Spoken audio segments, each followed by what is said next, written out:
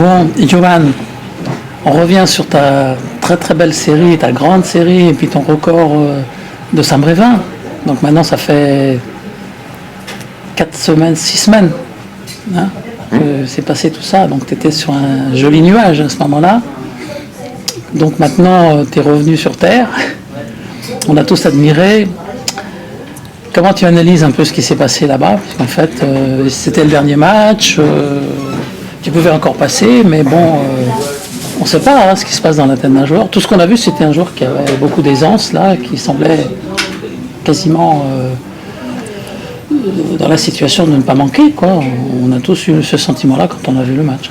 Alors, raconte un peu. Ce que j'ai ressenti, déjà, il faut prendre les choses à la base. Déjà, c'était un réel plaisir de participer, un réel bonheur pour moi de participer à ce championnat du monde.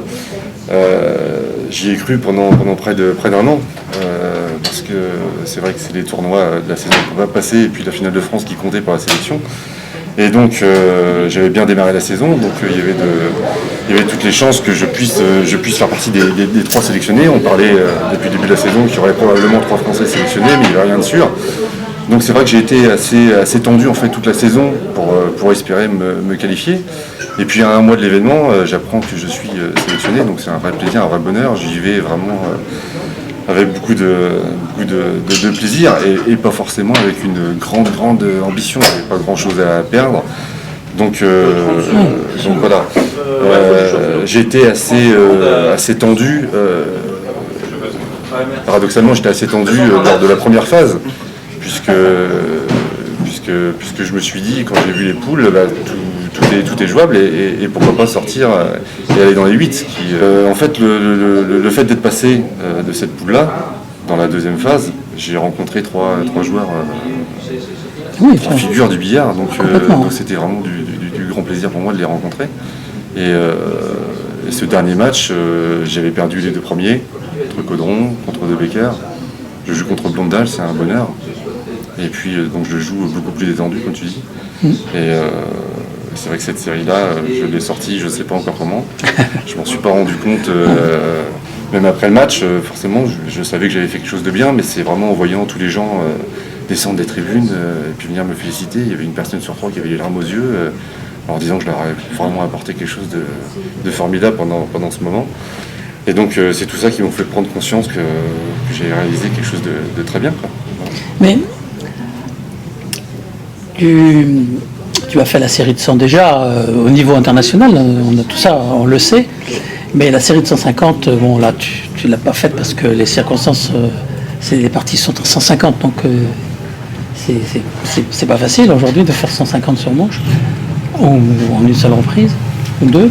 Mais là, avant cet événement-là, tu avais fait ton record de série, c'était combien? Alors, même à l'entraînement, parce que... À l'entraînement, il me semble que j'avais dû faire, alors il faudrait plutôt demander à mon président Daniel, qui lui compte tous mes points depuis près de 15 ans, de la plupart de mes entraînements, et donc il saurait plus me dire, mais je pense que c'était aux alentours de 130, 140.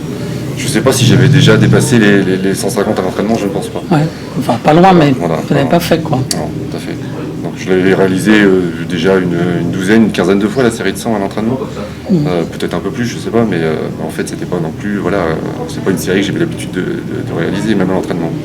Oui, tout à fait. Donc la réaliser en championnat du monde, forcément, ça a une toute autre saveur. Et tu l'as revu complètement Le match, je l'ai revu déjà 2-3 fois. Ouais. Non, oui, quand même. Ouais. Je l'ai revu 2-3 fois. Avec un œil critique ou... Avec un œil critique, en tout cas, j'ai essayé de comprendre dans quel état j'étais, quel était mon comportement surtout. Les points, je m'en suis souvenu, tous les points, je m'en suis rappelé, je sais exactement pourquoi j'ai joué ça. Et ce qui est bien dans l'analyse que j'en ai faite, c'est que tous les points, pratiquement tous les points, 99% des points, en regardant la vidéo à froid, j'aurais joué la même chose. Donc je suis vraiment content de la lucidité que j'ai eue Voilà, c'est donc un état de grâce qui conduit à une lucidité totale sur tous les coups, quoi. Ouais. Mais je pense que c'est le lot de toutes les grandes séries, en fait. Et c'est ce que j'ai ressenti pendant la série, de toute façon. Je l'ai aussi senti, que j'étais bien, que j'étais serein, que j'étais lucide sur tous mes choix. Et on sait combien c'est important quand on... Alors, tu t'en es peut-être pas rendu compte pendant le match, mais nous, on a pu voir le comportement de ton adversaire, un grand champion qui est Blondal, qui était visiblement d'abord surpris de cette belle performance. Et plus tu montais dans la série, et plus on le voyait content. Enfin, ça se voyait sur son visage qu'il était heureux pour toi de voir. Il applaudissait quand il y avait des coups un peu délicats que tu réussissais bien et que tu ressortais. Il était heureux pour toi, ça se voyait. Ouais. Je sais pas que tu t'en es pas rendu compte parce que quand tu es dans le match, dans la série, tu ne prends pas ça. C'est vrai. Tu as dû les voir sur les images parce que sur les images, on voit un peu. Alors je l'ai vu 2-3 fois la série avec les images de Kozum. Donc c'était la caméra fixe, donc forcément on voyait pas la table avec mon adversaire, donc on voyait pas son visage et comment il était. C'était quelque chose que j'attendais justement de savoir comment lui réagissait face à l'évolution des points pendant la série. Et puis sur une autre vidéo que j'ai vue où on voit forcément face à la table du joueur, on voit Blondal réagir à quelques coups et c'est vrai que ça fait plaisir. Mais, voilà, on sentait qu'il était dedans aussi. Il vivait la série. Il vivait la série. Et... voilà, tout à fait. Oui. Voilà. Et puis de la manière dont il m'a félicité à la fin du match aussi, ça montrait aussi que c'est un respect, quoi. Il y a un c'est un grand respect, champion, c'est un grand champion. très respectueux des performances de ses adversaires.